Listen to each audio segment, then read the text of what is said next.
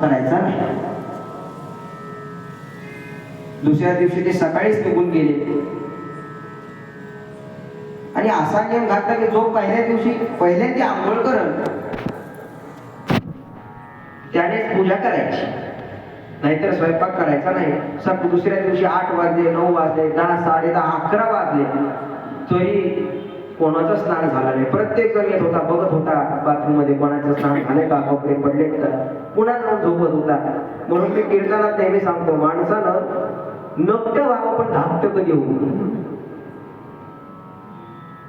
तिघा भावातला जो धाकटा भाऊ होता त्याला सगळ्यांनी उचललं बाथरूम मध्ये. त्याला अहो दिवाळीला सुद्धा कधी त्याला अभ्यंग स्नान असं घातलं नाही, असं घासून पुसून त्याला स्नान घातलं. आता पहिल्यांदा स्नान त्याचं झालं, कसं कसं सवळं गुंडाळलं, गंध उघडायला घेतलाय. सुमुखश्य एक दंतश्य, अहो कशाचं सुमुखश्य, कशाचं एक दंतो.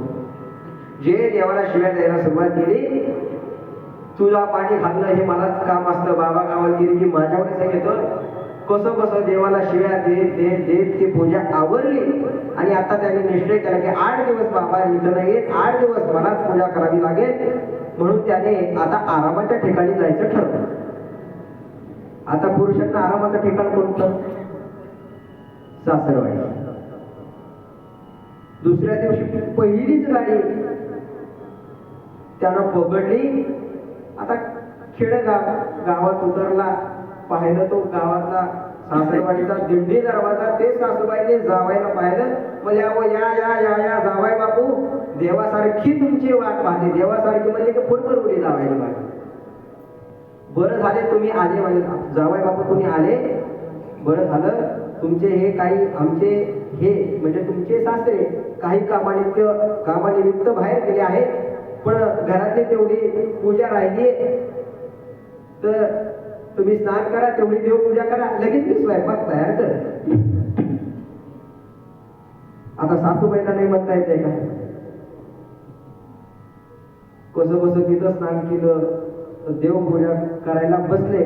आता ते खेडेगाव, तिथं कशाचे रो हाऊस, कशाचे अपार्टमेंट, त्यांची जाऊ तिथे आली. म्हणजे वा वा वा जावं नको आले का, बरं झालं बाबा तुम्ही आले. बरं काय ना, तुमचे सासरे आणि आमचे हे तुमच्या मेहुणीला ठिकाणी बघायला गेले. इकडची देवपूजा झाली की तिकडे पुन्हा तुला सासूबाई.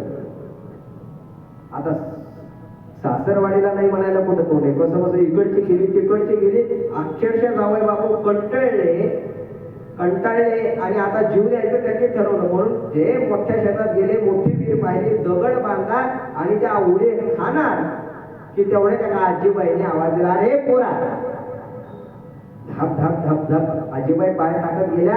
मागं म्हणला, अरे कशा पाय करतोय म्हणला, तुला काय ताण आहे, कशाचं टेन्शन आहे, एवढा धड धाकट तू आणि जीव देतो. तो म्हणला, आजीबाई घरादाराचं नाव करू नका, मला काही विचारू नका, मला जीव दे. त्या आजीबाई म्हणल्या, हे बघ मी एकटीच आहे म्हणल्या, मी एकटीच राहते, करून खाते, तुला रोज 3 वेळेस मी ताजं करून खाऊ घालेन, पण माझ्या घरात एकच काम करायचं, माझ्या घरातली तेवढी देवपूजा तू करायची.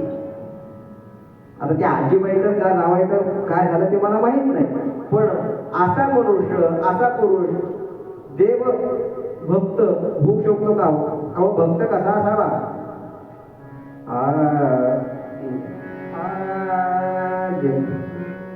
महाभक्त प्रल्हाद हा दैत्य पोळी, पिता जपे राम नामावली नित्य काळी, पिता पाप रूपी तया देखवेना, जनी दैत्य तो नाम मुखे महेना.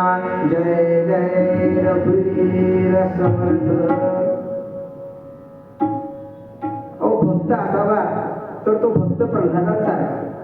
अहो सतत नारायण नारायण नारायण नारायण नारायण नारायण भगवंताचं नामस्मरण. पण हे नारायण नारायण जपणं भक्त प्रल्हादांचे पिता हिरण्यकश्यपू यांना ते आवडत नव्हतं. ते भक्त प्रल्हादांना विरोध करायचे, अरे तू का त्याचं नाव घेतो? पण भक्त प्रल्हाद काही भगवंताचं नाव सोडत नव्हते. हिरण्यकश्यपूने अक्षरशः त्यांना दैत्य शाळेत घेऊन सोडलं, पण तिथंही ते भगवंताचं नाव